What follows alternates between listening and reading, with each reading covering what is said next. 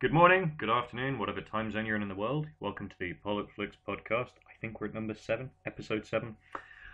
And today, appropriately enough, the focus is very much on the politics of the Star Wars universe and all of that entails. It's regularly used in political memes as a source of satire. It is a great, as a franchise, an introduction to the themes of politics and military history and many other source materials beyond the obvious kind of fairy tales and space fantasy stuff.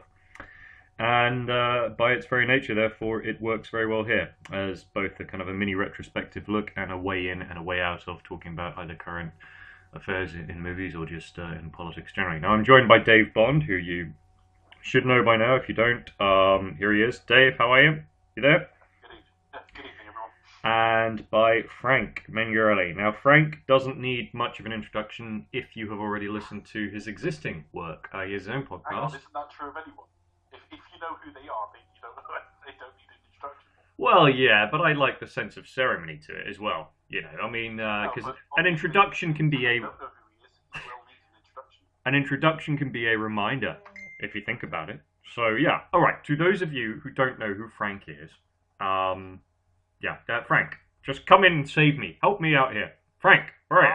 Chewie, get down here. You could have used "Help Me, Obi-Wan Kenobi." You're my only hope on that one, but you kind of blew it, I guess. But hi, how are you? I'm very happy to join you guys, and it's an honor to speak about Star Wars and politics for an hour, or however long we may go. Well, yeah, I mean, there's no upper or lower limit, but I suspect that I'm trying to be realistic about this, because I was listening to one myself the other day, and I was thinking, this is so good, I could literally just sit here and listen to my own voice, and indeed to Dave's, because Dave's a great voice too, and he says great things for 2 hours.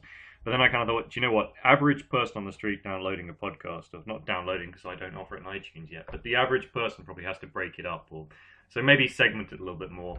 But we'll see. I mean, it goes how it goes. Let's start with a bit of movie news. Have you seen anything, either of you, in the pictures this week, or any interesting DVD finds, or DVD, Blu-ray downloads, that sort of thing? Well, I've actually not so much finds. I've just gone 4K, just in time for the new Star Trek to drop today in the United States, tomorrow in the rest of the world. So yeah, we've got a new Star Trek series from tomorrow. This is Discovery, right? Yeah.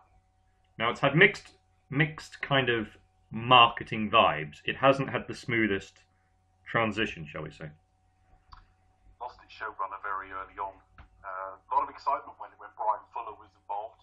Probably best known for, he got his start on something like Deep Space Nine, but he really is probably best known for Hannibal.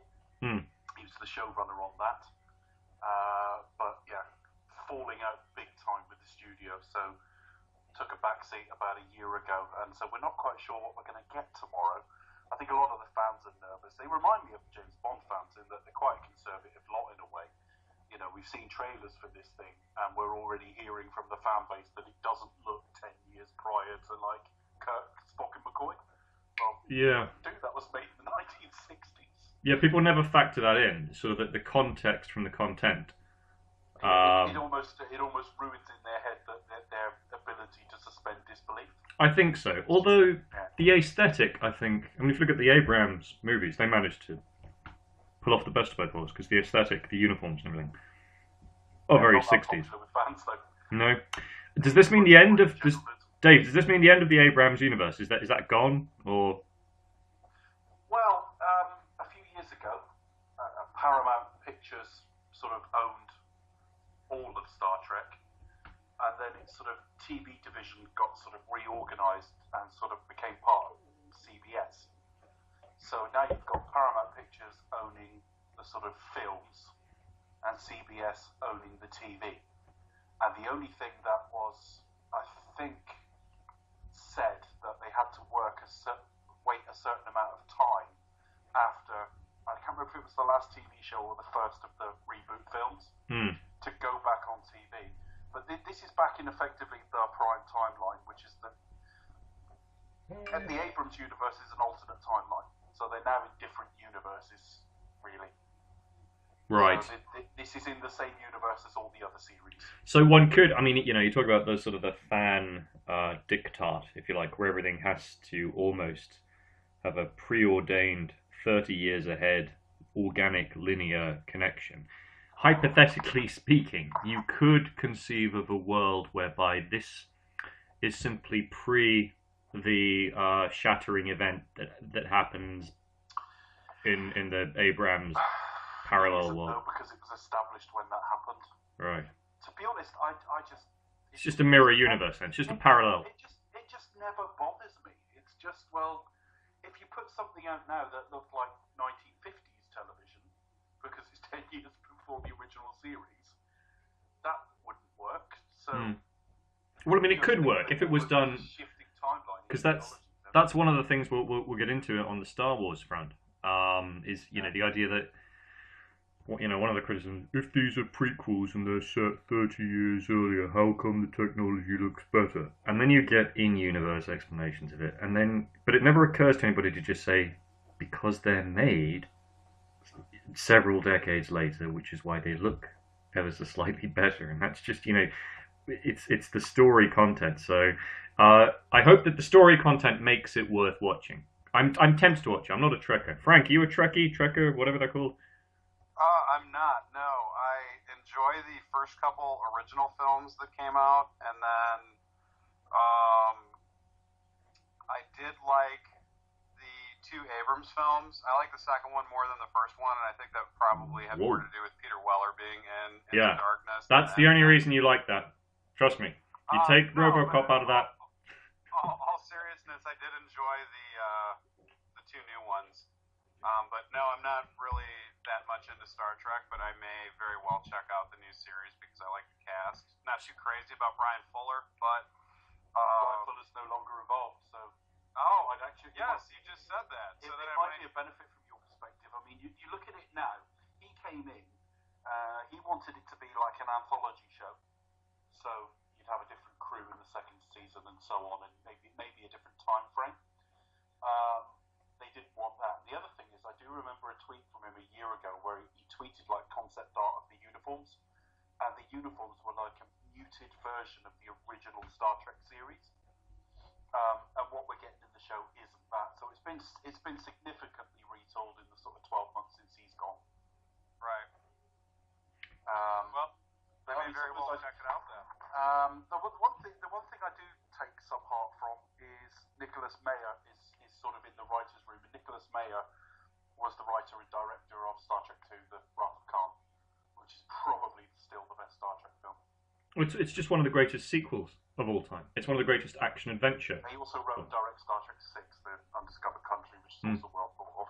Yeah. So that'd be interesting. The other news this week, and I've lost track of when it was, because I thought we talked about it last weekend, but let's assume we haven't. And if you're listening to this and we did, we apologise, because we're going to again. JJ Abrams in for episode 9. Yeah. Well, that ties it in with Star Trek. You see, Frank, I think the reason you enjoy those two Star Treks from Abrams is they're basically Star Wars movies. And I think it had a huge impact on why they succeeded. And I think it was basically his audition piece. Now, obviously, getting him back to do episode 9, as you've pointed out, I've seen your wall and your posts on it. It shows a colossal, I think, caution, shall we say, in terms of how they proceed. But let's face a few facts. One, they had to proceed very quickly. Number 2, they had to get somebody who was a safe pair of hands, yet again, who could retrieve things. But you take those things out of the equation for a second. At a creative level, he has a right to finish the trilogy because he kind of set it up. And to say he had no vision at all is wrong, because if you look at The Force Awakens, and I have on numerous occasions, one of the things about it that people go on about, it's just A New Hope. Yes, in terms of the structure of the plot and the beats, but the delivery of it, the tone, the pace, all Abrams.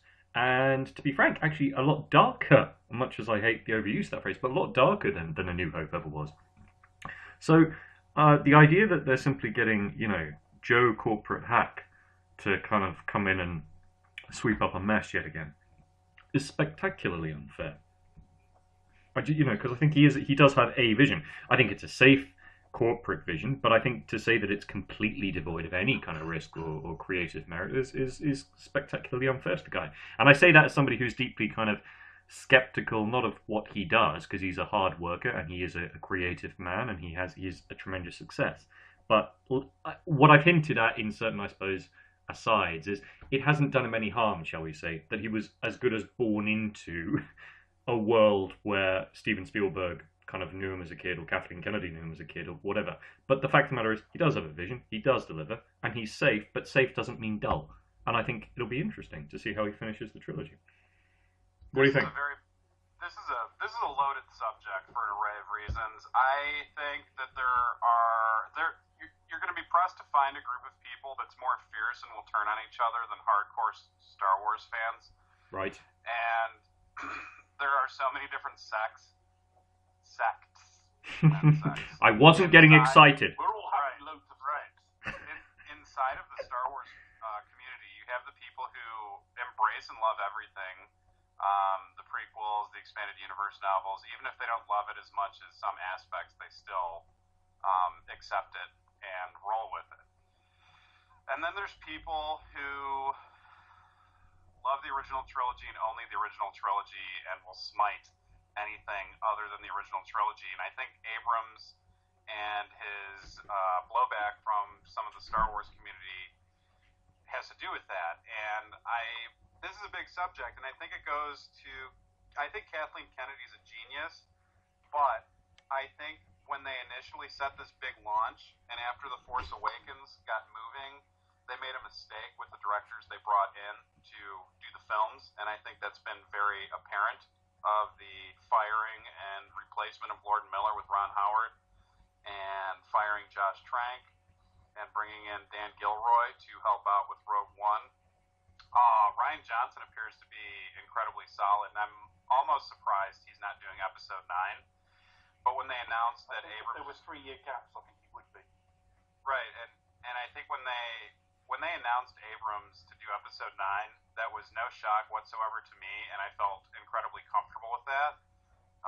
While, for me personally, The Force Awakens has kind of lost some of its luster, I think that's more attributed to how great Rogue One was, and that shouldn't be a detraction from The Force Awakens. Now, all that being said, the people who are talking about Abrams being a safe and conventional choice, I don't really understand that argument, because this is a saga film. It's not a standalone film.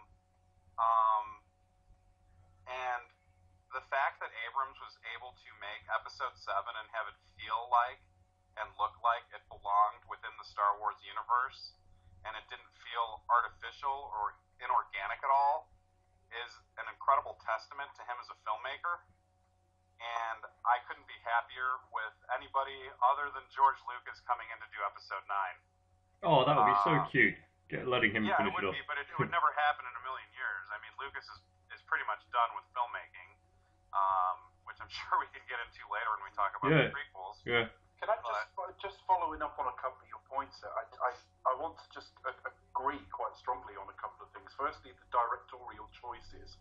I think there was an element of trying to follow almost the Marvel pattern of catching people on the sort of upswing.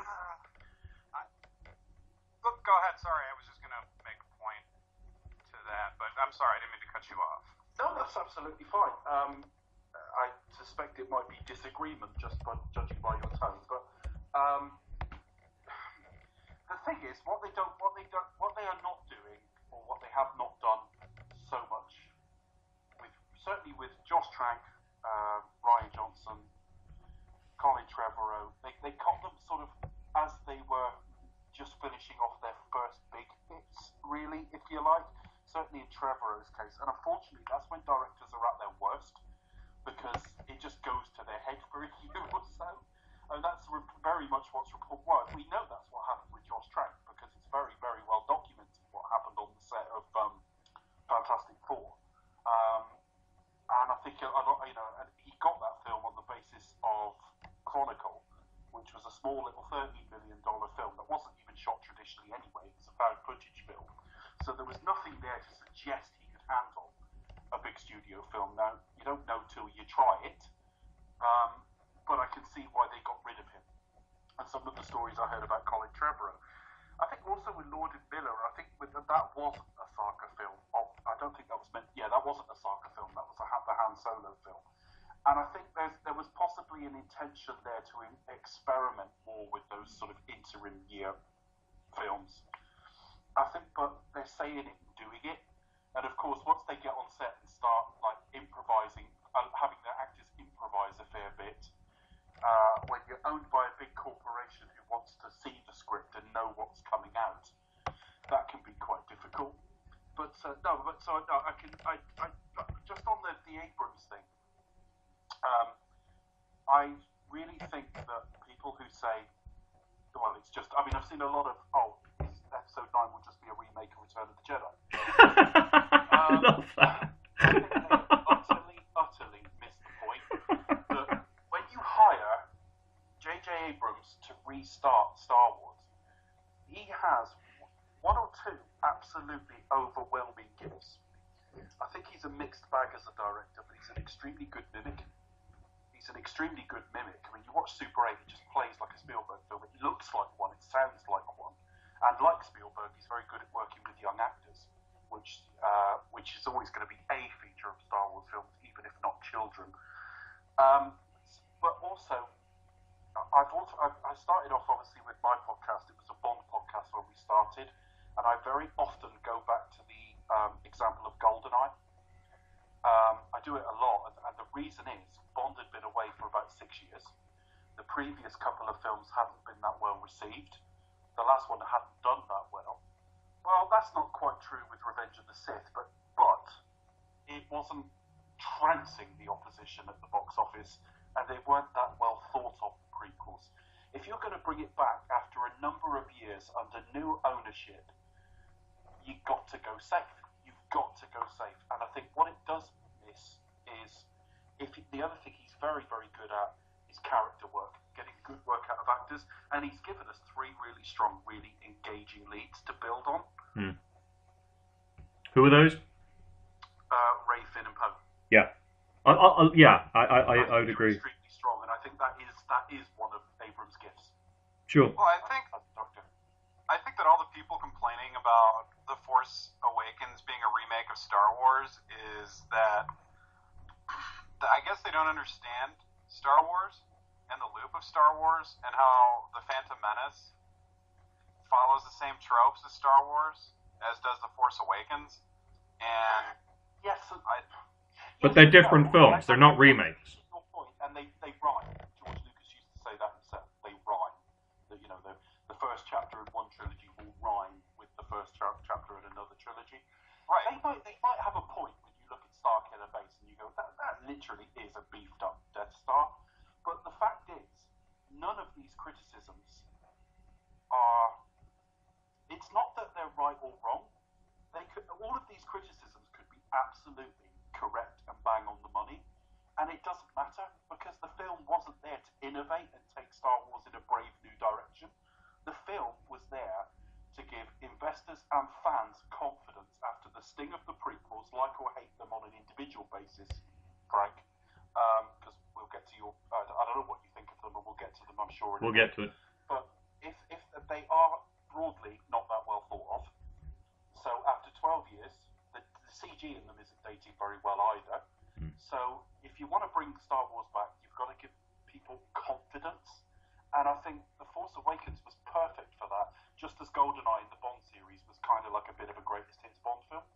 See, if you're going to say GoldenEye, Dave, you've got to say GoldenEye. Yes, you've got to try and do it with that sort of Pierce aplomb. Ah, yes, GoldenEye. Well, I'm narrowing my eyes and pursing my lips as we speak. Oh, GoldenEye. Yes. Pulling a clean face. GoldenEye. Yes. But yeah, I think it's perfectly understandable after a long gap that you bring it back slightly safe. And I think JJ Abrams is a safe pair of hands. We know he can shoot action. We know he can A, cast very well, and B, write good characters. And I just think if you think that it's just a remake of Episode 4, even if that was literally acceptable as a criticism, you've missed the fucking point. It's a big entity now. But it's like to some extent it's like anything in life, politics, film, whatever. You've got to somehow give the people what they want, and yet not give them what they want. You've got to somehow almost magically. What they don't know that they want. Yeah, that's it. So I came back the other night from Kingsman, the Golden Circle, Golden Circus Compass, whatever it is. Golden Circle. I watched it last night. Yeah, Kingsman 2. Very interesting thing because I cannot come out of that and say I didn't get value for money because I did. The action, I think, there's a cable car chase in it, which is I think excellent. There is a great atmospheric to it. Visually, it looks beautiful. You get the sensual sense of money and fun and all that. And incidentally, despite what people are saying, there are at least two moments that do have genuine heart and emotion. I think you actually get to see Colin Firth show quite how brilliant an actor he is. I'm not going to spoil anything, but there's just a scene where he is required to somehow sum up his character from strength, from sort of a position of vulnerability through to strength, and he does it very subtly. Facial features, voice, everything, genius. However, what they forgot, ironically enough, was that it was that sort of thing, that kind of humanity and warmth and personal journey, that made what was basically a James Bond amped up, puerile adolescent rip-off, kind of visual pornography, lifestyle porn anyway, that it was all of those things were fine, but on their own, without that kind of consistent heart and soul, they're not anchored by anything. And that's the problem for me with Kingsman 2, is that they took all of the individual kind of moments from Kingsman 1 and they simply amped up to, again and again and again, to the extent that it was sub-adolescent. And the thing is, they think, I'm not a snob or anything, well maybe I am, I don't know, but I have what can I say? I have a snobbery, but I also have a sort of an egalitarian streak. And I don't mind class. I honestly don't mind the distinctions of class. What I hate, and I hate with a real vengeance and a passion, and it could be rooted in childhood or something, because maybe I was on the receiving end of this sort of thing, because I went to a boarding school, and then maybe in Oxford or whatever. But a certain type of what I would call, I hate the phrase, but nouveau riche pup, who will kind of kick in your door and say, hey, look at my designer label, look at my Savile Row thing, whatever, without understanding any of the actual class that's behind all that. And I think there's one particular moment that stands out in Kingsman 2, and it's not the bit at the Glastonbury Festival, which I genuinely looked away from, because I just thought, how are they doing this in this kind of movie?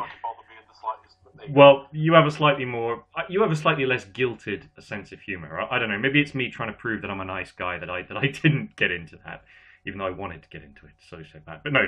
But there's a moment where he's... I laughed at the joke at the end of the first film. Well, so did I. But I felt guilty. It was a guilty laugh. But there's a bit where he's at dinner with royalty in the new one, Taron Egerton, who's a great actor, by the way, and I think will be a huge star. And he's absolutely fantastic in that scene. Yeah, and he screen tested for Han Solo, and he's very good in the scene. But once again, they kind of missed the point, because it's about, can he blend in with royalty? And the thing is, if you've got real class, and if the message of the first movie, which is, yes, of course, you should improve your performance and your presentation and your dress sense and so on if you can, but real class is about an inner strength, an inner character, and a little thing called charm, that all of the suits and umbrellas and designer sunglasses or whatever in the world cannot buy. And that's something that the Eggsy character has. But yet again, and we can get into this a little bit with Star Wars even, this sort of sense of having it both ways.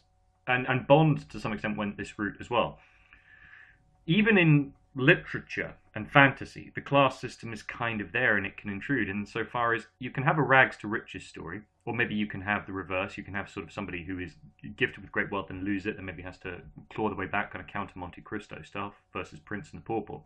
But it becomes quite difficult to really get a sense of motif when you're trying to please both sides. And I think Bond made this mistake a little bit too, because in Casino Royale, the Daniel Craig one, where there's a reference to, they want him clearly to still be posh, much as I hate that word in inverted commas, and to have gone to a public school and so on. But they don't want to go down that route too far. They want to make him a bit blue collar. And Vesper does this monologue thing about, you were there at that school by the grace of someone's charity, or whatever the hell that means. But then in Skyfall, apropos nothing, from nowhere, he's got a family mansion out in Scotland, which doesn't actually look like a family mansion anyway, and a butler who's just waiting there, I don't know, in stasis or something. And it was a bit of the same kind of syndrome. Class, even on film, even today, even if the motif is about transcending the outdated, anachronistic, and indeed very limiting systems of class. If you're going to trade on its imagery, and you're going to show those the accoutrement of class as some sort of reward or indeed a punishment, you've got to have a fairly clear moral message. And the first Kingsman movie had that, and it redeemed all of its kind of pretension or derivative or slightly naughty, adolescent, amped up derivative action, and it made you enjoy the visuals and the fun and the escapism. Part 2 just doesn't quite have that, and therefore it doesn't quite earn it for me. But as a night at the pictures, you're going to be entertained, no question, and don't want to put you off. Not that I would put anyone off, but anyway, that's my Kingsman round. Frank, have you seen it yet? I have not. I was going to go see it this weekend. Don't let me put you off. I didn't get a chance to. I did love the first one, and I know the second one isn't as good as the first one from people that I have spoken with, but Jeff Bridges is in it, and I'll see anything Jeff Bridges is in. And at least tell me Jeff Bridges is fun in the movie, guys. Jeff Bridges is... You've seen the first one, yeah? Yes. In terms of screen time, presence, and position, I don't mean he's evil at the end, by the way. I don't mean he's literally the same. But it's like Michael Caine in the first one. Right, okay. I can take it. Yeah. In terms of who he is, how much he's in the film, etc. Pops up here and there and does Jeff Bridges. He's fun. Okay. Do you know what? It would be too comedic if it was. But if this was 30 years ago now, his father could have played that role. Okay. Yes. But it's not as comedic as that makes it sound. But that's like sort of, yeah. Yeah. You'll see what I mean when you hear it, when you see it. You can see Lloyd Bridges in it. Perfect. Yeah, I love that. I actually, and it's sentimental to see the patterns sort of repeat themselves, which is nice. So, that kind of sense of because they did do. I don't think they ever had. They probably did some TV movie whether we had Bo, Lloyd, and Jeff. I can't think of the three of them together. I can think of the two brothers together in the Fabulous Baker Boys. Yeah, it's a lovely film. There's an episode of The Outer Limits in the 90s with Lloyd and Bo Bridges, but I don't think the three of them ever did anything. I think that may have been the first one back, because I remember seeing an advert for The Outer Limits was coming back, and I seem to remember seeing Bo Bridges in that advert. Yeah. Right. Not to steer the conversation back to Star Wars, but I just wanted to make a point about what both of you guys were actually saying, and in regards to the fandom and their reaction to JJ Abrams coming back to do episode 9. I do think it's very funny that a good portion of the same people who complain about The Force Awakens being like A New Hope are the same people that complain that the prequels are so much different than the original trilogy. Yeah. Well, they're just determined. They're determined to impose their worldview on a franchise. To be fair, that franchise may have indeed influenced their worldview, but what they're desperately forgetting is that that's not a love of Star Wars. That's not a love of art. That's a self-love. And I don't mean that in a sexy, fun way. I mean their self-love, they're imposing their vision of how the world should be circa their childhood on the shape of everything that comes subsequently. And that's not the same as loving a franchise or a product. That's actually fearing change and not embracing the gift of having it. Franchise, the number of Bond fans who want David Arnold back to do the music because he's like a bit of a John Barry analog in that series. And it's just like, well, I see what you mean, but there comes a point where you literally just want cinematic cover. Yeah. But not for its own sake. I mean, for example, if we take, segueing, to use your phrase, but I mean... Be seen to moan about... Hello? Yeah, I'm still here. I thought you were about to say something. No, that's just you being very... No, I was just going to say, David Arnold's scores are excellent, and yes, he does John Barry without just impersonating John Barry. However, I think the bitching about Thomas Newman is entirely unfair. I think his stuff is pretty serviceable too. I don't think he necessarily needs to come back. I think the only reason he was in there in the first place was because Sam Mendes liked working with him. I think you could bring back David Arnold, but I think equally you could give the next Bond score to a Hans Zimmer or a Carter Burwell or a John Powell or a Danny Elfman. It's intellectually incoherent though, because what they want is, and it's the same with Star Wars, you want back all the elements you know. Yeah. But when it comes out and reminds you too much of what you already know, you complain. but I think that complaint is less about it being like episode 4 and more against the sort of credibility they believe it gives them to moan about the faceless Disney organisation. Sure. Missing the point that Disney probably has relatively little creative input anyway. No, that's right. That's right. But I'm just reminded of Plinkett there again with his commentary on Disney's Marvel's Star Wars, a Star Wars story by Disney. And Frank, I take it you've seen the Plinkett product. I'm not sure what the Plinkett product is you're referring to, but I did very much enjoy your American accent. It's not really an American accent, specifically. It went kind of Irish, but fair enough. Well, I am Irish. Well, half Irish, half English, which is what an American accent is. People who ask me, "Oh, your accent sounds a bit American." Well, no, it's just that sometimes what happens is that the Irish lilt comes out, and it comes out over the sort of the English foundation. Charming Irish lilt. Yeah, I like that. I'll have a bit. We'll have you on again. This is good. But the idea is that they, it's so easy to miss the point with, because internet criticism is now they're all copying the Plinkett format. The red letter media thing. And although he ripped the Disney takeover, before you go any further, yeah. Frank, without knowing the name Plinkett, do you remember about 4 or 5 years ago there was being passed around on social media a 90-minute kind of dissection of the Phantom Menace? I do not remember that, but okay. even if I would have just bypassed it because I don't really pay attention to things like that because I happen to be a champion of the prequels. Well, look. Which we can get into. Yeah, we're getting into it now. But you must. I wrote the scathing rebuttal to Simon Pegg's comment about the prequels, movie viral. Yeah. Oh, yeah, movie viral. I've forgotten this was movie viral. Brilliant. No, but the idea is with Plinkett, you must watch them because they're a good potted film school, even though he mercilessly, and it is merciless, and it is offensive in many ways. Yeah, in many ways. He calls George Lucas lazy. He makes jokes about everything from child abuse to sex slavery to... Well, my favourite one is where he talks about how the prequels are supposedly for kids and it cuts to a shot of 2 toddlers sat in front of a TV while it's all like tax disputes and, child murder and stuff. It's not... So Frank, be prepared for, on the one hand, to disagree with it. But I think what you will like about them is that at their heart and soul, they are a potted film school. And what they're saying is, look, the prequels are flawed and they are terrible in many senses, but they are at least a vision.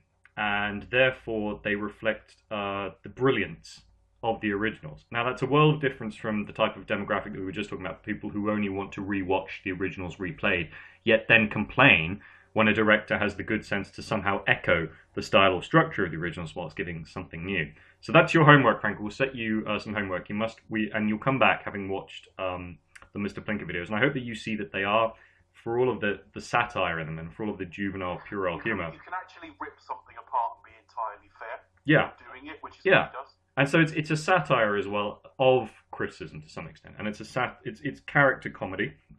But as I say, it's a potted film school because you go away from it and you think. You get these bizarre bits where he says, "And I've studied this for the team of cheerleaders." Yeah. And it'll just be like a picture of a load of cheerleaders.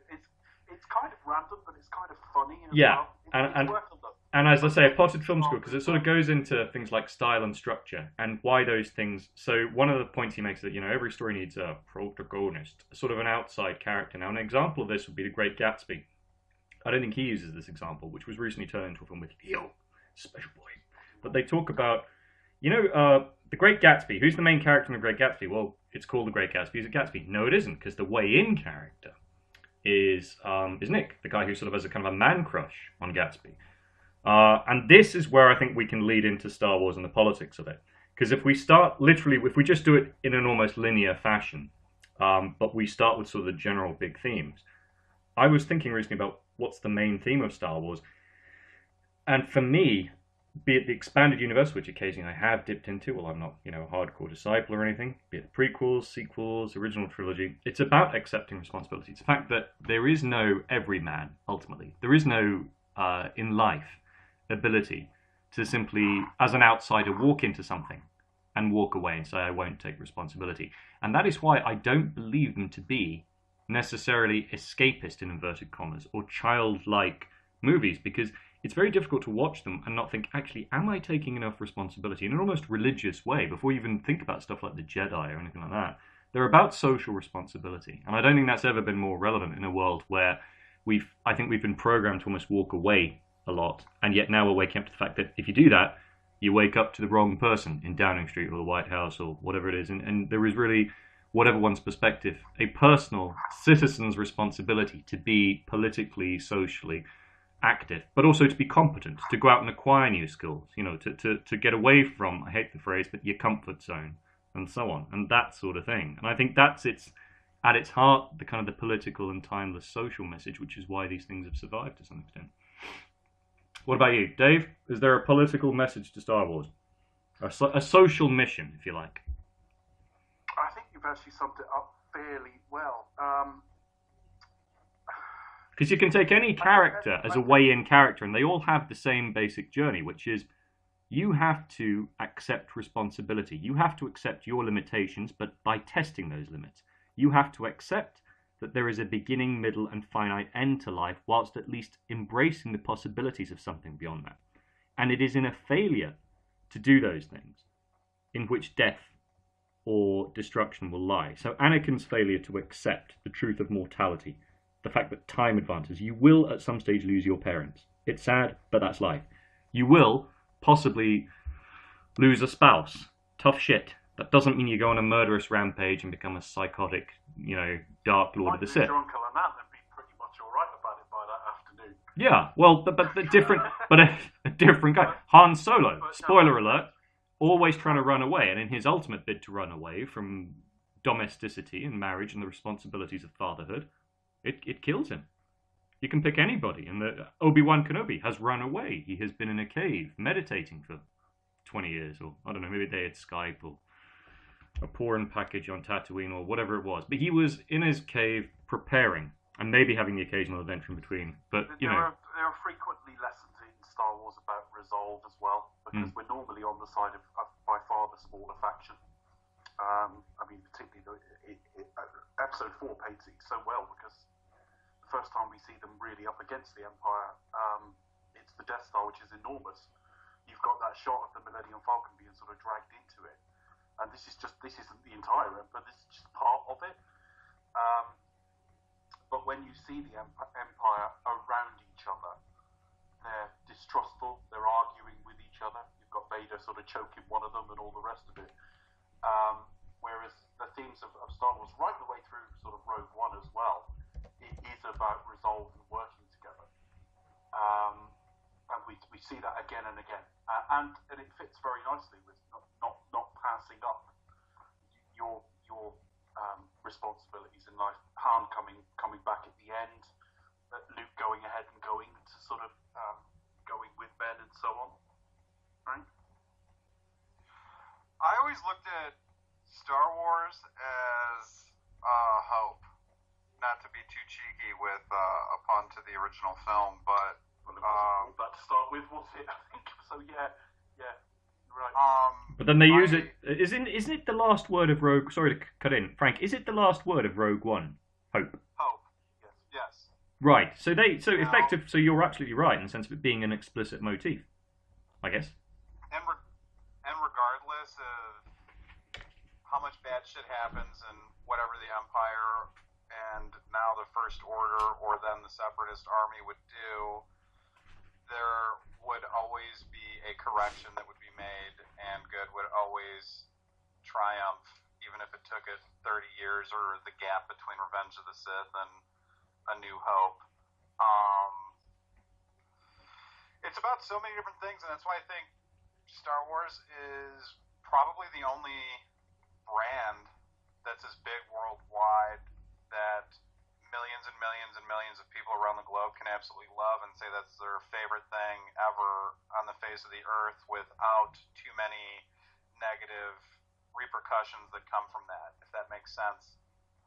Yes. It's a belief that really doesn't have too many negative aspects to it, aside from rabid fans arguing with each other about midi-chlorians or Jar Jar Binks, or the Death Star keeps getting used in the movies. I mean, I think that's the extent of any negativeness that comes from the Star Wars brand. Okay, but I mean, if we look at the only negatives in this side, the only negativeness you get is kind of almost a snobbery. Certainly, you don't get. I mean, if you mention James Bond, you'll get a faction who will say it's sexist, it's regressive, it's celebrating empire, all that kind of thing. Whereas with Star Wars, you don't have that. The closest thing you see to that, what you named about there's a Death Star again and all the rest of it, they're story-specific complaints. They're complaints in execution. I don't think there's anything within.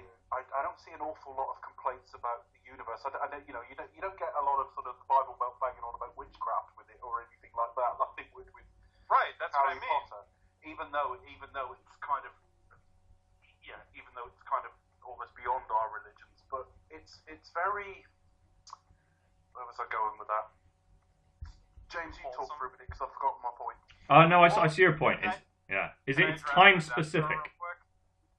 Yeah, of course. Because this is something that has been propelled too with the news of JJ Abrams taking on Episode 9, and now it's confirmed that the Empire and Darth Vader are going to be in the Han Solo film. And a big complaint from people is, I just hope they don't do another Death Star. Now, I kind of look at the Death Star as synonymous with the saga films, and even building that into Starkiller Base. I just don't understand how people think the First Order, or the Empire, would be able to rule the galaxy with fear and order if they do not have a gigantic weapon like the Death Star or Starkiller Base. Hang on, no, I don't agree with that, simply because they did it for 19 years before A New Hope. It was reorganized into an empire at the end of Episode 3.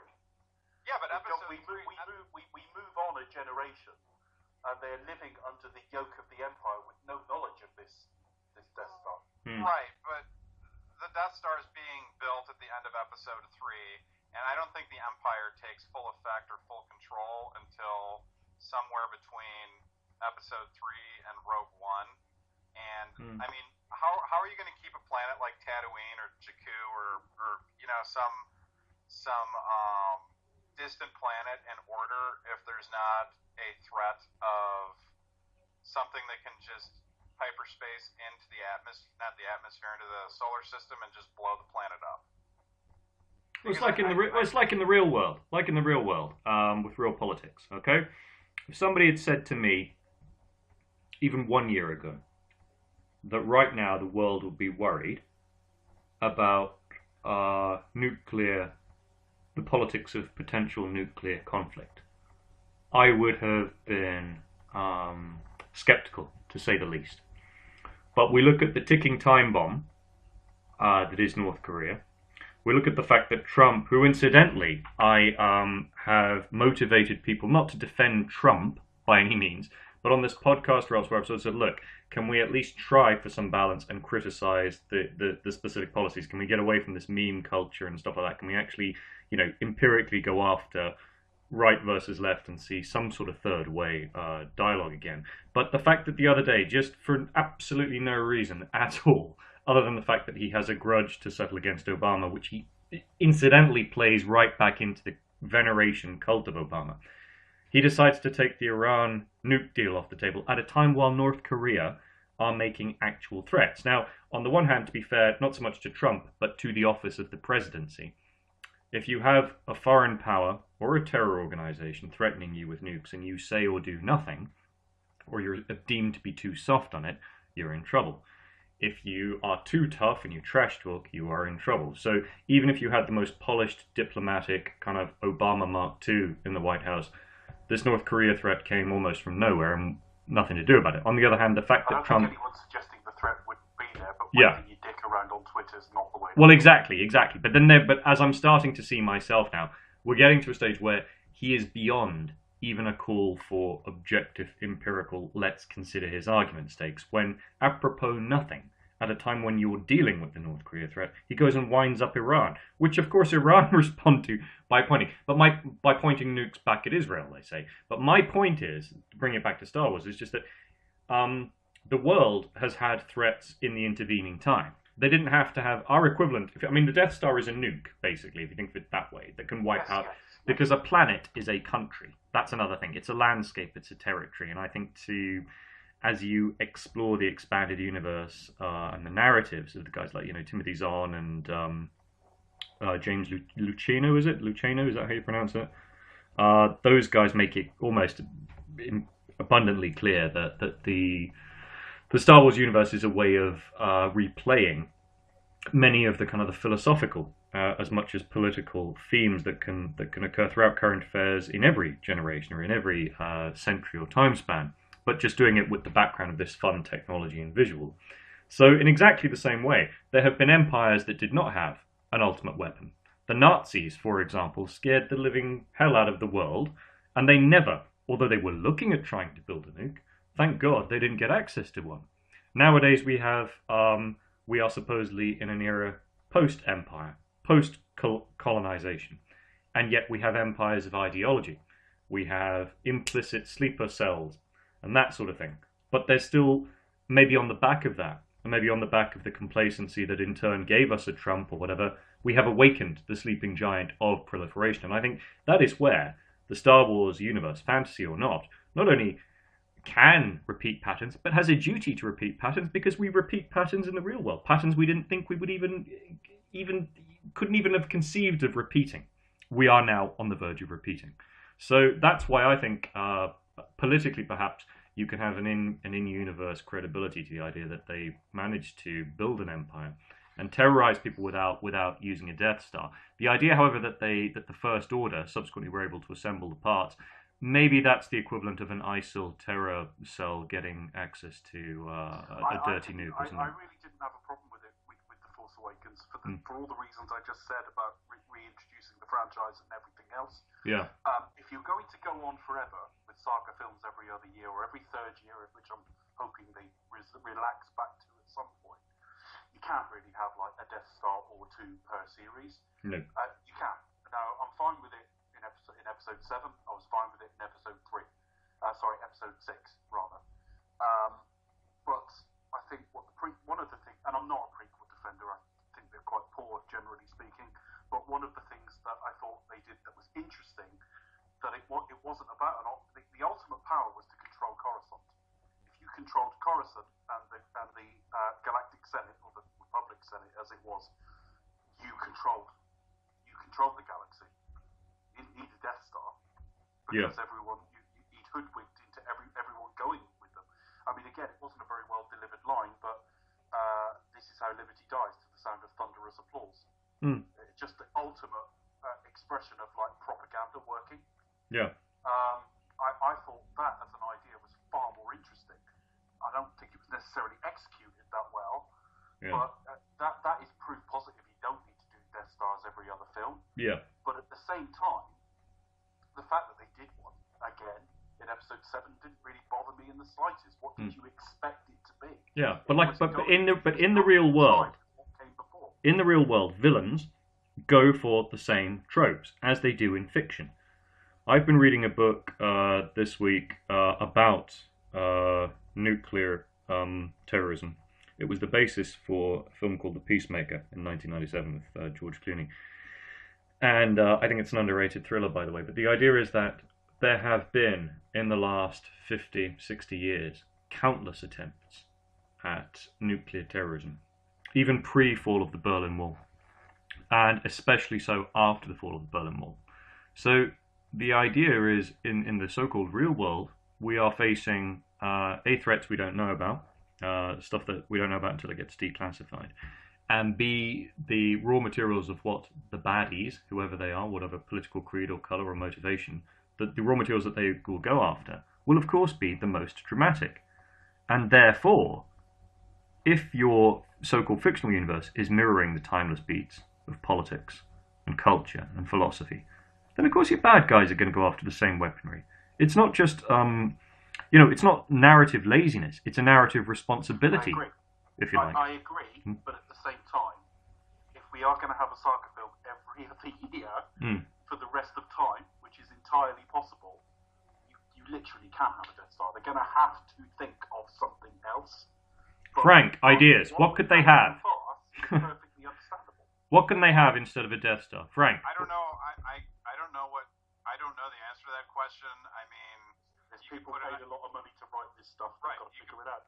You could put it on a ship, but that was already kind of covered in the Clone Wars television series with General Grievous' flagship.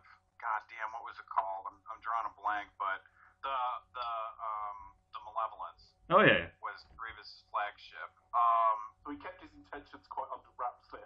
Right, but here's the thing. I mean, there's no Death Star in the prequels because there wasn't one that was needed because the power of the galaxy was all through the Senate, and that was Palpatine's mission, was to take over and turn the Republic into a dictatorship.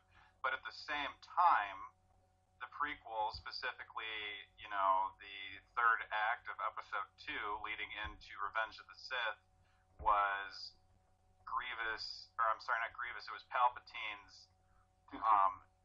intention to build a Death Star, and it was almost as if the Clone Wars and the rise of the separation inside the universe was a guise to be able to build it. And then the mythology of the Death Star gets a little bit fuzzy, kind of like a Terminator time travel timeline, because I mean you have the Tarkin novel, which is very good. Anyone who likes Tarkin, I recommend reading that. That was the first sanctioned canon expanded universe book after Disney bought everything. Also, that means it's still canon. Yeah. Right. Yeah. It was the first new canon novel. And then you have Rogue One, and Poggle the Lesser gets mentioned, I think, a few times in the Tarkin novel. But anyway, I don't know what you would do, and I don't know what could be bigger than the Death Star. I love Starkiller Base. I personally thought they could have maybe done a little bit more with it because it gets blown up. But I thought Starkiller Base was a really cool concept of an actual hit planet. On something there, Frank, when you said I wish they could have done more with it because it got blown up. Maybe it isn't the constant building of Death Stars and Death Star analogs. Maybe it's the disposable nature of them. Right, it's introduced in a film and blown up. If Starkiller Base was part of the new normal, I don't know how you do that because it's so powerful. But maybe if it isn't just let's blow it up in this film. Again, I don't know how you do it, but the fact is, if we knew how you did it, we'd all be highly paid writers. Yeah. No, I mean, I agree with you. I thought Starkiller Base was a very cool concept of an actual planetized, not only weapon, but command center. Because when they're on the surface of it, you wouldn't think you were on a Death Star, would you? Right. Yeah. Right, and I think that's what's so cool. I love the final lightsaber duel while the planet is essentially blowing up because they blew up the reactor to the Death Star planet killer. I don't know what they're going to do, but they have to do something. I imagine it's not going to be in The Last Jedi. I imagine The Last Jedi is going to be a smaller, intimate Empire Strikes Back type film, and then JJ will blow the doors off with Episode 9. I don't know.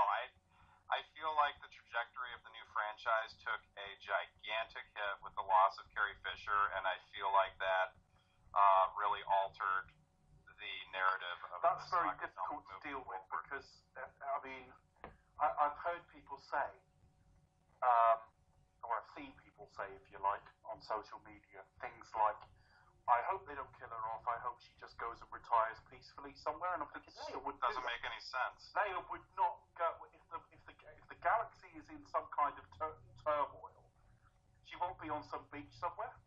That's just not the character. So in some respects, I think you have to kill her off. Hey Dave, maybe she's at a cafe, a space cafe in Space Florence. Space Florence. I mean, you absolutely have to kill her off. I think the best way to do it would be in the opening crawl of Episode 9, because from everything we've heard from Rian Johnson and Kennedy, her filming was complete for the Last Jedi. I really feel like this fucks up Ben Solo's redemption. If Ben Solo is going to get a redemption story, He's not. He needs to be redeemed in the eyes of at least one of his parents. He killed my hero. He can piss off. Well, I know. I mean, there's not a whole lot of coming back from that, but just to put things into perspective, I mean, Anakin killed children. Yeah. See, he names himself at the end of episode 6. But yeah. I mean, I don't want to go into prequel bashing for 2 or 3 reasons. Firstly, I do think it's disrespectful to your Frank to just going straight into slagging them off. And not only that, we're doing Star Wars on my show, so I'll take most of my criticisms for over there. Did you hear that, Frank? Did you hear that, Frank? He's being respectful. I think that hurt Vader. I think that hurt the redemption at the end of episode 6. Yeah. Are you talking about what? The fact that he killed children effectively on screen, I know it cut away from it, at the end of episode 3. Particularly, I mean, George Lucas isn't a particularly great actor's director, so he had Master Skywalker, there's too many of them, what are we going to do? And he switches on his lightsaber, and I just think, oh, that's really cold. You can't redeem him from that. I struggled with it with episode 2, where he kills a whole encampment of creatures, comes back, and then you get... Let's talk about that real quick.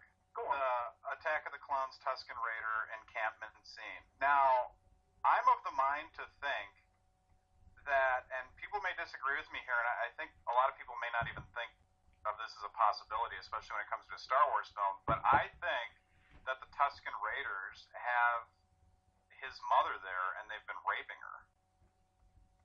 Blimey. Because why else would they have her chained up to a rack, giving her rough justice? No, I don't disagree, but he then went and slaughtered every last one of children. Right, and I think that is a logical progression for a character that I think Anakin Skywalker is inorganic.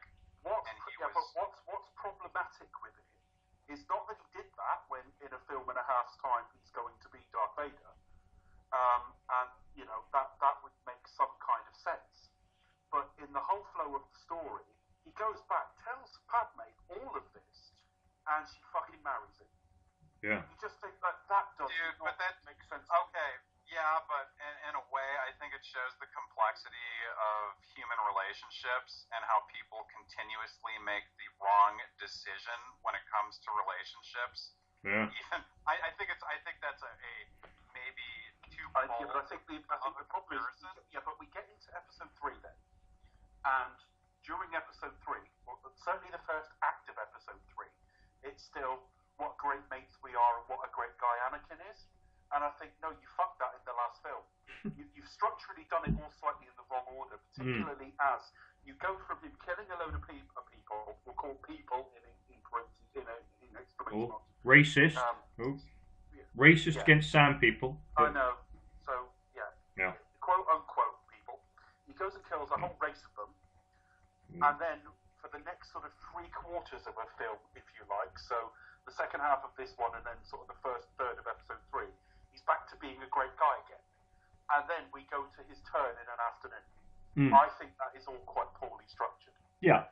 I'm going to interject. My final point on it, James, though, is in a straight timeline, though, the fact that if you just gave me those 2 facts, that halfway through episode 2 he did that, and then 3/4 of the way through the next film he's Darth Vader in name, then I would think, as a sort of, and what time it covers, I'd go, yeah, that sounds about right.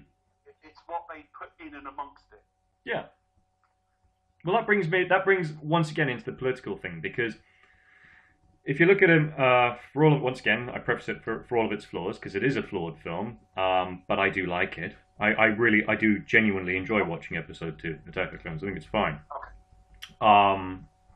With or without the problems with. I'm going to do just a very quick aside. Yeah. I will put a lot more time to defending episode 1 than 2. Yeah. I think 1 is unfairly maligned. Yeah, me too actually. But I can watch. But I do think 2 is certainly the weakest in the series for me. Yeah, but look, it is. But there is, if you look at it visually, the lush scene. Bearing in mind that George Lucas is a cinema historian. I've said this before. I think one of the ambitions that he has with Star Wars one of the reasons that the franchise has lasted and will last forever is the fact that you have this little treasure box of a blank page where you can throw in and weave together, and sometimes it doesn't work and sometimes it does, as many genre and visual references to previous cinema in a science fiction palette that hasn't been done before. And if you look at the love scene, for want of a better term, between Anakin and Padme on the sort of the grassy area on Naboo, however flawed the dialogue, however unconvincing the direction of the actual romance, it's the sound of music, the location. It's like, and if you look at the closing shot of Alderaan in episode 3, it's the escape into the mountains from the Nazis. Now, if he'd maybe just stuck a little bit more to that idea of Nazis in space, which is what the whole promise of episode 4 is, and to some extent The Empire Strikes Back as well. It's when they get more into delving into the mythology, which is fine, by the way, in Return of the Jedi and sort of the first prequels, that you lose that sense of this is basically World War II in space. And in that context, I found Anakin's turn a lot more acceptable. Because in episode 2, what he's saying is he's sort of saying, look, I come from a world, Tatooine, which was run by gangsters, where crime was rife, where people were desperately unhappy, where there was no order. And in universe, once again, that's backed up, because Jabba the Hutt is arguably as powerful and as scary, if not more so, partly because the rules of magic and refinement and the Empire don't apply to a thug like that, even though he's taken out relatively easily. But his reign of terror is as scary and as influential as Palpatine's, one could argue, in the underworld. And he sort of says, look, if you turn to a more fascistic model of government, however mistaken Anakin is in saying that, he's making an argument, sort of saying, in that context, acts that would otherwise be perceived as evil become a means to an end rather than an end in themselves, and they can empower you.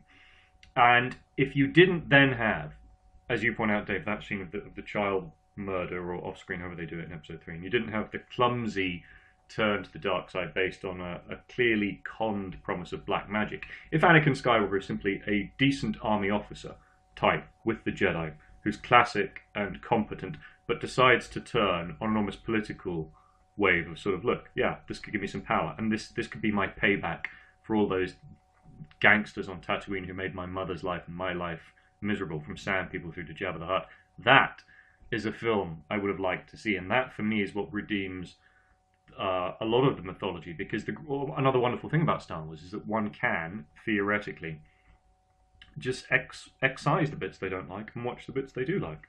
I mean, I don't revisit episode 3, I just can't physically watch it.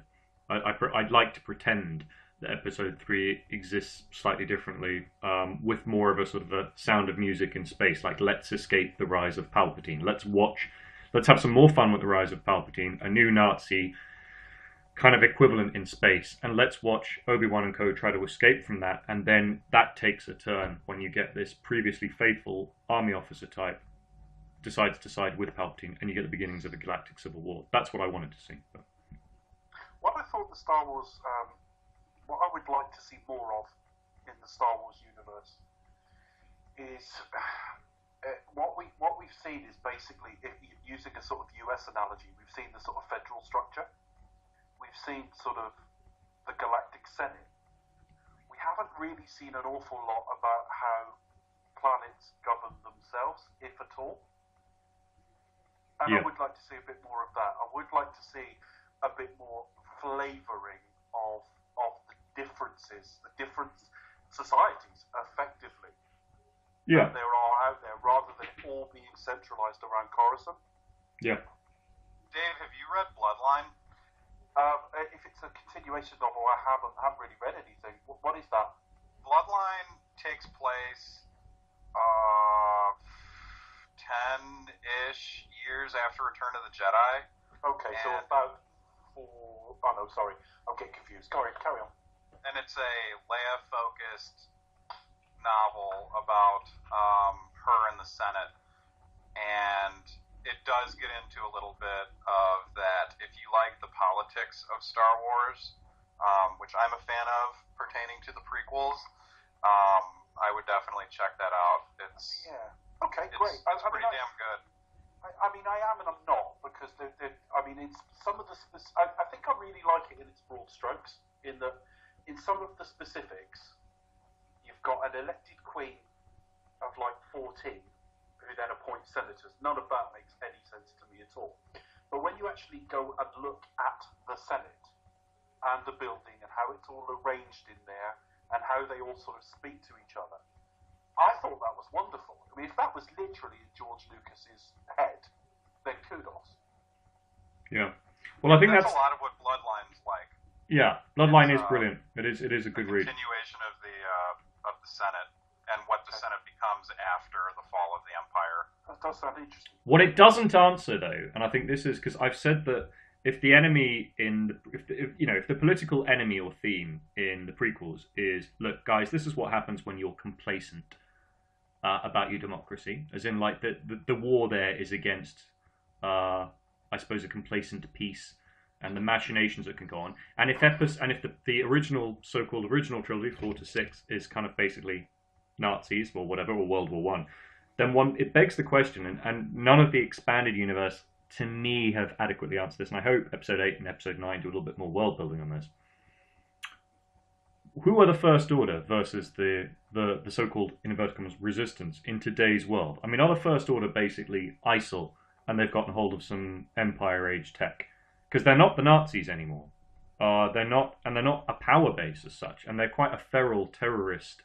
They're just a sect of what's left of the Empire and whatever you want to equate the Empire to in real just world. depends what you want to. I mean, if you it would have to be Al Qaeda, I guess. I mean, if you did want to, I mean, certainly not in power or influence, but if the Empire were Nazis or Stalinist era Soviets, whichever you want to say, then this is almost like neo-Nazi, because they've appropriated a lot of the stylings of the Empire. It is almost like a fan sect. Yeah. You know, right down to Kylo being a bit Darth Vader. I mean, he's his grandson anyway, but he's got the mask and he wants to continue the work. It is a bit like it's a bit like on a much broader scale, like Combat 18 or something. Yeah, that's how I think of it. That's a real good observation, Dave. But resistance, of course, implies that the Republic are resisting against what is effectively just a terror cell. And this is, once again, to go back to the Death Star thing, the reason I bought into Starkiller Base being a natural extension of it is, well, without being insensitive to the recent anniversary of 9/11, and I don't know how personally this touches you, Frank, but obviously as an American it's going to touch you particularly, 9/11 did colour movies for the past 15 years, rightly so, certainly in terms of tone, and very much up and down. The rest of that decade, it did. Yeah, and I think 9/11 truthers and so on, and not so much a belief or signing up to conspiracy theories, but certainly a belief that there had to be a change in the culture of, I suppose, how villainy, on-screen villainy or action got presented.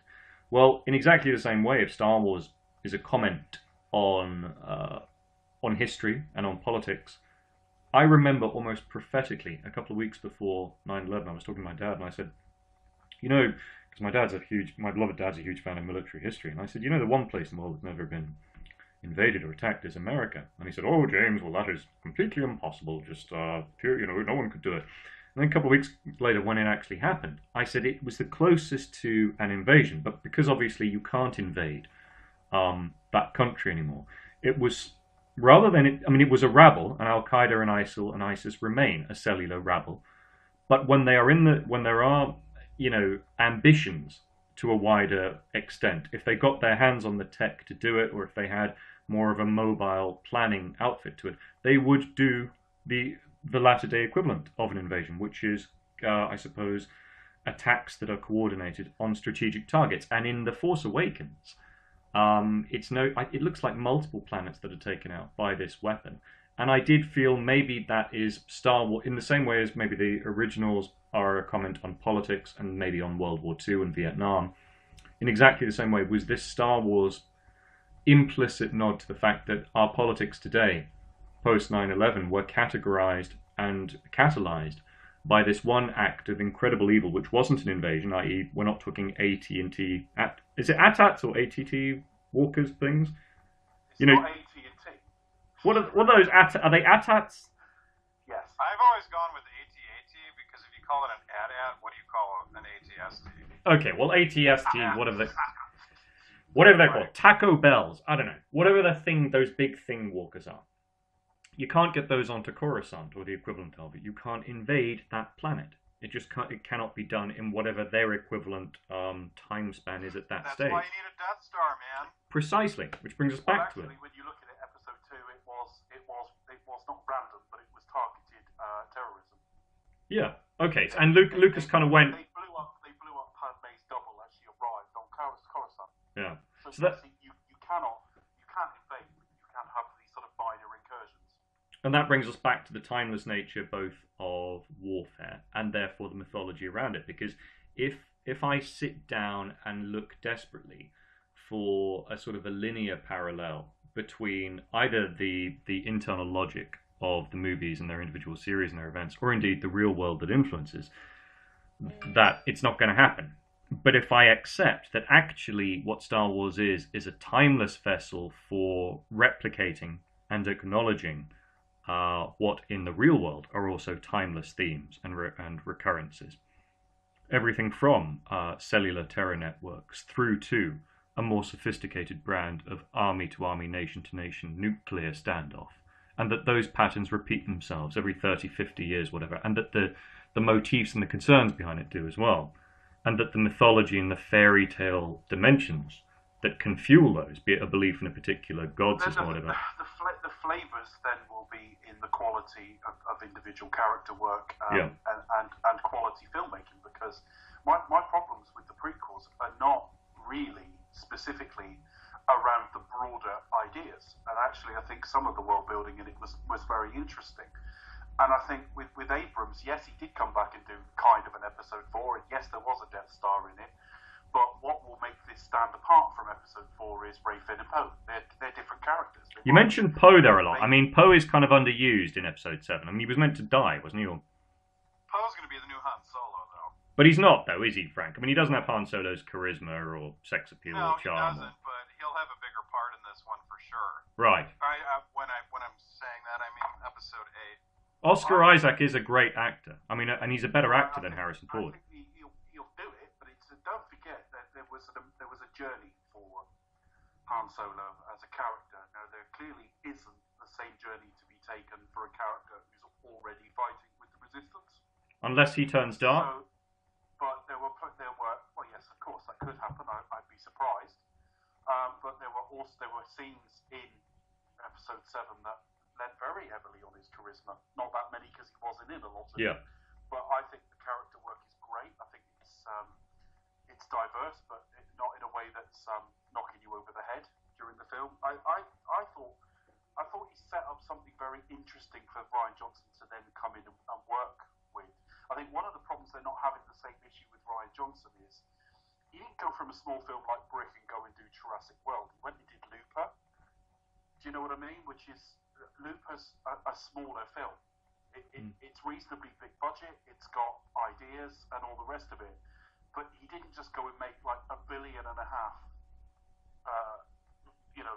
grossing film, and then his head went into the stratosphere. Yeah. So I think he's a bit more grounded. He's a bit more grounded, and I've heard him on podcasts over the years. He used to appear on the Slash Filmcast now and again. We should get him on here. Slash Filmcast is really good, by the way. It's been running about 10 years now.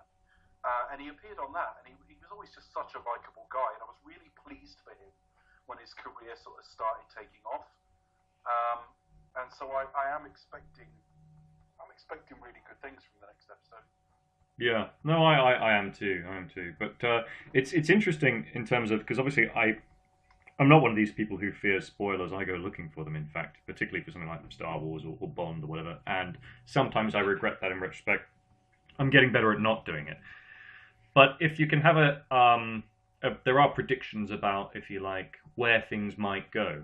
And one of the just thematic predictions, not a spoiler, is the idea that we're looking at the grey area. But the theme of the new trilogy is that, actually, guys, there's a third way. It doesn't have to always be about the light side or the dark side or the Sith versus Jedi. There is simply sometimes a struggle for survival, which can happen even if you are from a point of view of strength, or if you have had a nominal happily ever after in one story, another one begins. And if we go back to the political overlap, very much, I think I'm reminded of the third way. And we talk, me and Dave talked about Tony Blair recently on a podcast. We know I've uploaded that scene, by the way. But the idea being that if you look at a character like Blair, or indeed Clinton, these were the star poster boys for a new kind of politics at the time, which imbued a great deal of hope and had its own journey and overcame great obstacles as part of that. But there was also a linear end to that. And I think Clinton, obviously constitutionally, had to go after a certain point, but Blair desperately grappled, and you can, and he's still grappling with trying to recapture that, as are any attempted successors. Failing to understand everything has a beginning, a middle, and end, that doesn't mean that you as a person don't have validity, but you've got to find the right kind of validity and the right kind of struggle. And the third way, if you like, is about acknowledging that you're not actually a zealous good versus evil ideological warrior. The whole point of third way is it's about survival and using the tactics for the greater good as you can define it at a given time. Yes, there is a timeless morality of good and evil, but there is also a pragmatism that comes in. And I think what's interesting is there are those who feel that in the new trilogy, we're looking at somebody unexpected possibly turning to the dark side for the sake of that. For the sake of that greater good. Not going to happen. We are looking at an unexpected death for the sake of that greater good. And we are looking at an unexpected monumental twist on the scale of an I am your father for that greater good. The theme being that ultimately, yes, it will still be a fairy tale happily ever after, but each happily ever after is self-contained. There's never one final happily ever after. One day, I've just got a couple of thoughts on it. Yeah. Firstly, read the original three, if you like, Luke, Han, and Leia. They've all got to be kind of killed off at some point, because if Star Wars is going to run in perpetuity, I can't see us at episode 15 with Mark Hamill at 90 or whatever the maths of that would work out at. So they have to move on to the new generation, and that's why episode 7 was so clever, in that it still peppered it with plenty of what we love, but introduced us to strong new protagonists. But I think the other thing that really interests me, and it is only a rumour, is that Hayden might be back in this one. Now, this will date the episode, because in a couple of months' time that will be proved right or wrong. If he is back, there was concept art for episode 7, because it was suggested for that, where he's like a constantly shifting Force ghost between light and dark. Wow. And I find that really interesting as a concept, and I think that strengthens episodes 2 and 3 for me, and 6, because this idea that you redeem someone after killing children when he was still a great guy afterwards, I think is kind of problematic for me. But if what Luke had done wasn't actually redeem him, but reintroduce his light side, that light side can then still be in some degree of eternal conflict with the dark, periodically. Yeah. One of them gets the upside. But I would find that really interesting. And rumours of Qui-Gon as like a grey Jedi and things like that. Concepts Frank will know much more about than I do. No, there was supposed to be, and Frank, you can call this out as bullshit, but bear in mind that this was pre-Facebook. Internet was still in its infancy, and people were desperate for spoilers, as they were in the days of the first trilogy. But during the prequels, after The Phantom Menace, everyone was saying the real problem with this trilogy is that there's no big I am your father reveal, so they'll need a twist in episode 2. Which they didn't bother with in the end. But there was a rumour, and I really would have loved this, just because I think it would have been interesting, was that Qui-Gon had turned out to be a Sith. Because he was so manipulative all the way through episode 1. Mental, yeah, but then so is I am your father, from Vader. Even more mental was one that Obi-Wan and Anakin would switch places, a la kind of Prince and the Pauper in that fairy tale thing.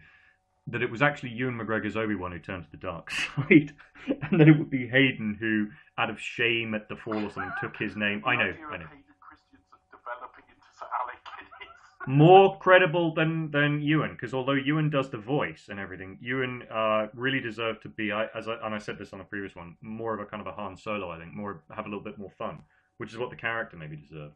But I think in terms of that politics to it, they've already set the framework for it, because Obi-Wan himself says in Return of the Jedi to Luke, which is a very mixed message morally. So it says, your feelings do you credit, but they could be made to serve the emperor. As if to say, compassion, particularly in politics, is important. It can be a driving force, but it's also the thing that can play right into the hands of the people who you've been opposing from day one. So I've talked about, or I've hinted at the re-emergence of an extremist right wing and indeed an extremist left wing on both sides and so on. One of the reasons for that is that I think we forgot that compassion can't be imposed uniformly overnight as the language of politics. You've got it, it's a 20, 30, maybe even 40-year project. And the speed at which it's been brought in and the need to re-educate and prepare people better for that, particularly children. I mean, we're seeing it now with, arguments over things like gender and race and how you define those things in an era where we're rightly maybe moving towards a more organic and loving approach to it. But if you do it too quickly, and if you overuse compassion, I suppose without the structure in place to kind of accommodate or fight back against the people who represent the opposite, you play right into their hands. And I think it will be so interesting if the next 2 episodes manage, bearing in mind that, yes, okay, these are not, in inverted commas, just for kids. We're 3 grown men talking about it, which proves it's not. But at the same time, knowing that parents take their kids to this and it's a moral tool in that kind of, some of the first stories a kid might see, that you're introducing to the concept of there is a timeless battle between good and evil, but the methods by which we define and enforce, in inverted commas, good, can change or evolve without the core concept of good or evil itself shifting. So without making it too grey, having that slight shade of grey without going 50 Shades of Grey. Although that's another thing people are talking about, is what's his face? Why do I keep forgetting his name? The Adam Driver character, Kylo, is he going to have an affair with Daisy Ridley? And you get all this fan fiction / fiction, whatever, pictures of him tying her up, or all that sort of very strange, bizarre stuff. I hope they don't go that route, but 50 Shades of the Force. But do you see where I'm going? That I think that maybe that's the theme of the new trilogy, is that actually, guys, number one, there isn't a happily ever after to end all happily ever afters. There are self-contained phases, but there are timeless themes within that, and it's about adapting those themes, holding on to them, but also, on the one hand, acknowledging there'll be huge steps back as well as forwards, and admittedly, the method can be grey, provided that the aim stays essentially as pure as it can. No? Does that make any sense? You've both gone home. You lost me with Kylo Ren and Rey S&M bit. Yeah, that was one option. Was that, yeah, people talk about it as a sort of there is some fan fiction out there, some fan art that's less than wholesome. I would be very surprised, because certainly in the persona of Kylo Ren, in or out of the mask, Adam Driver is effectively asexual. I'd be very surprised. Yeah, he's got issues. But she should have an affair with that stormtrooper. You know the stormtrooper who freed her from her bonds? Daniel Craig? Yeah. Daniel Craig, yeah. I knew it was him. I didn't have to be told. It was the way he walked, and obviously the voice. His swagger, Yeah. I wish they'd just give him a part, actually, in the whole thing. Because he does... one of the films that people talk about, in reference to Han Solo and so on, is Cowboys and Aliens. And it's a film that doesn't work, because I think tonally it's a little bit too dark, and it's edited a little bit too slow. Which is a shame, because it was Jon Favreau, who is very good at action-adventure. He'd do a great Star Wars if you weren't busied with these pointless, to my mind, Disney remakes. But anyway... Daniel Craig and Harrison Ford as a pairing should have been amazing. In fact, that as an Indiana Jones film would have been great if Daniel Craig had been Indy Jr. or if he'd been Han Jr. or something. But there are some celebrity cameos lined up. I understand. I think Tom Hardy is in it, and Gary Barlow, bizarrely. Josh Gad, I think, is in it. So yeah. Anything else? Because we're past the 1 hour mark. If we keep going, we're just going to be here all night. Just do a quick bit around Rogue One, because one of you said that they got a sort of what was it? I can't remember if you said you preferred Rogue One or to the Force Awakens or what. But Rogue One got mentioned earlier and we didn't get into it, so just wondered what you both made of it as the first non-saga film. Frank? I thought Rogue One was great. That movie had a lot more balls than I thought it was going to have. I think it's an interesting film that Disney embraced, because they did something with Star Wars they'd never do with Marvel. So looking at it objectively from the two big properties that they have, I thought that was a rather remarkable decision to do what they did at the end of that movie. I like that it was a standalone. We're not going to get a follow-up.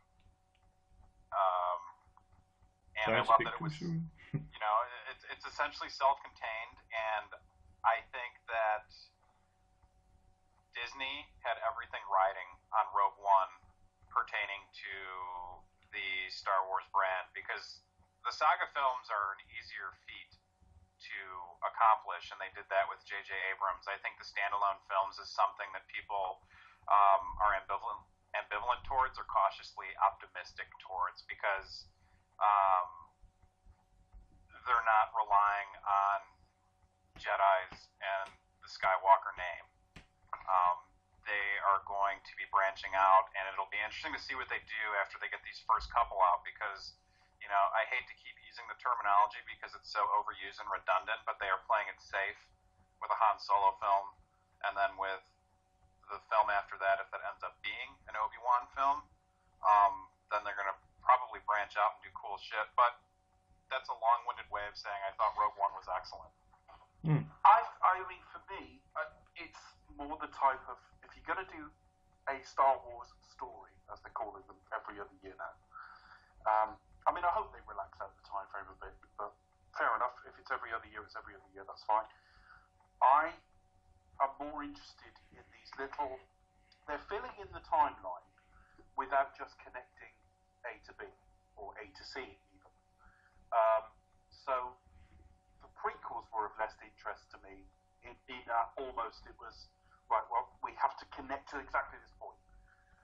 With Rogue One, I felt like it was just telling us a little sort of side story around it. It's just that first sort of paragraph of the episode 4 call. And I find that a lot more interesting than rumours of a Boba Fett spin-off and even a Jabba the Hutt spin-off and so on. This kind of, it's like getting the Mike Myers backstory. I don't need it. I don't need every detail of somebody's life filled in. What, the guy who did Austin Powers? Sorry? Oh, Mike Myers. I thought you meant like the comedian. Sorry, No, my brain. Michael Myers from Halloween. I just think some things are better left unknown. I like the idea of Han Solo just sort of arriving in episode 4. I don't necessarily need to know what... It's the same with Bond. Identify as a James Bond fan. I'm not interested in reading the young Bond books. I don't give a shit what he was doing when he was 15. Yeah. Boba Fett, I think, is possibly the most overrated character in Star Wars, full stop. But even if you love him, one of the things you're going to love is the slight sense of mystery. So don't show us everything. We don't really need to know. The difference with an Obi-Wan spin-off is we've been introduced to him in two distinctly different time frames. Sorry, that's my phone ringing. Do you want to let it go, or will I wrap up without you? Anyway. No, it's just stopped anyway. We've seen him in two distinctly different time frames. There's then like a 19-year gap between them. Yeah. And I think if you've got, we know he was hanging out on Tatooine. If you've got stories you can tell there, then maybe. But yeah, I'm a little bit concerned that we'll just get Boba Fett the early years and fucking, a Mon Calamari fucking cooking show and stuff like that. They've got to be a bit careful with it. As a general idea of the sort of thing that would work, Rogue One was perfect. Yeah. No, I enjoyed it. I thought it was a little flat and a little dry in places. But yeah, I thought it was... and talking about the politics of it, I thought it was nice to see the complexity of the rebellion. That, there are people who would have been loyal to the Empire, who were perfectly civilized, normal people who just saw an opportunity to advance a military or business or engineering career or something and didn't see necessarily the bigger picture of the evil going on. And by the same token, there will be radicals within the rebellion who would stop at nothing. And the Sol Guerrera character is one of those. I liked the expanse of the universe. The idea that this is a sound technology visual palette in which a director and writer can have some fun, in which the viewer can have an experience without it having to connect necessarily to words like Skywalker and so on. And I loved it on that score. I think it's understanding as well two things. It's firstly understanding which bits of the universe would be of interest to sort of a critical mass of people. Yeah. So, for example, I don't need to see Dexter's Diner as a film. Although you've just pitched it basically, and I so want to see that. Anyway, yeah, go on. Right. But also understanding that having said that, even that critical mass wanting to see something doesn't mean they should be shown it. And I think it's understanding that some characters do work better with a bit of mystery. Yes. So your ideal, Frank, if you could do any spin-off, George Lucas, no, not George Lucas, Kathleen Kennedy, Lucasfilm, Disney, whoever, ring you up tomorrow and say, look, you can make a Star Wars movie tomorrow, no limits. We're not going to sack you halfway through, unlike all the others. Do anything you want. What would you do with it? And what would be the political slant? Count Dooku as a Jedi, finding Qui-Gon Jinn and training him in his unorthodox way, leading to his fall and temptation and pull to the dark side, which happens after Episode 1. That would be really cool. It's death that pulls him to the dark side. Cool. And so I think we need more Dooku. Casting that though, Frank, would be a hell of a problem. Michael Fassbender. Oh yeah, as Dooku. Yep. Love it. And who was your young Qui-Gon? I don't know. Just bring back Liam. Can still do it. Still do action. And Dave, your ideal. You can make a Star Wars movie tomorrow. What would you do? Off the top of your head. It's going to sound incredibly almost lazy and unproductive, but that's the point. I want them to show me. You know, I want them to show me what they've got, not sort of. It should never be a wish list. Now, if Frank's got ideas, and that wasn't a bad idea at all, then that's fair enough. But I don't really have any strong ideas. I never thought until Rogue One they were going to do these spin-offs anyway. And all I've ever heard since then is Han Solo in the early years, Jabba the Hutt in the early years, Boba Fett in the early years, and that's not the direction I want to go in. So what direction do I want to go in? I don't actually know, if I'm absolutely honest. Well, I'll tell you one of the other options on the table being considered at the moment, which I think will please you, and will please you also, Frank, and will please any reader actually or listener, is there's talk that one of the reasons that Disney have pulled their Netflix deal is that they want to launch a streaming service with Star Wars at the centre of it, surprise, surprise. And one of the things they're looking at, partly because this particular series is ending, is Game of Thrones style, slightly more adult without spoiling the wholesomeness of the product, but a sort of a Game of Thrones meets House of Cards in that Star Wars universe. So individual stories that have maybe a certain episode arc, but are a bit more about the kind of the machinations. The stuff they were looking at for Star Wars Underworld, which I think was a series that was mooted before the Disney buyout. Kind of a dark, I hate the word dark overused, but kind of a gritty kind of, what was that Western? A couple of Deadwood in space as well. Deadwood, Game of Thrones, House of Cards stuff. The machinations of the propagandist in Palpatine's office versus the guy who's trying to survive amidst Jabba the Hutt's underworld or whatever it is, and this is ultimately it's a space opera. An Elliot Ness type in that universe. Yeah. Trying to sort of root out corruption within the Empire. Who knows? Yeah. So it could go. You can do anything with it.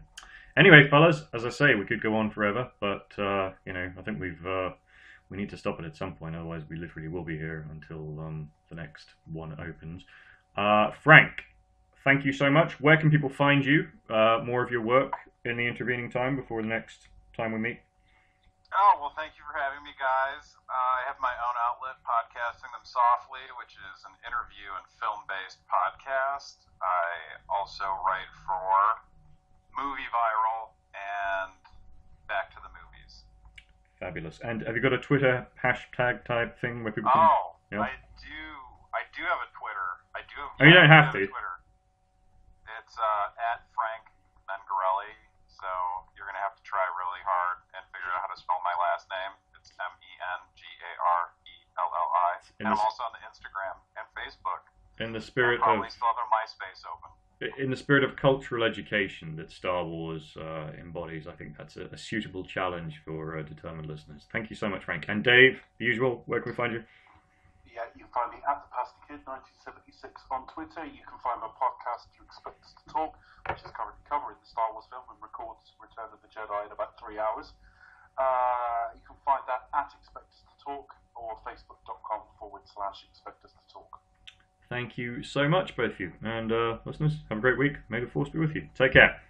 Bye now.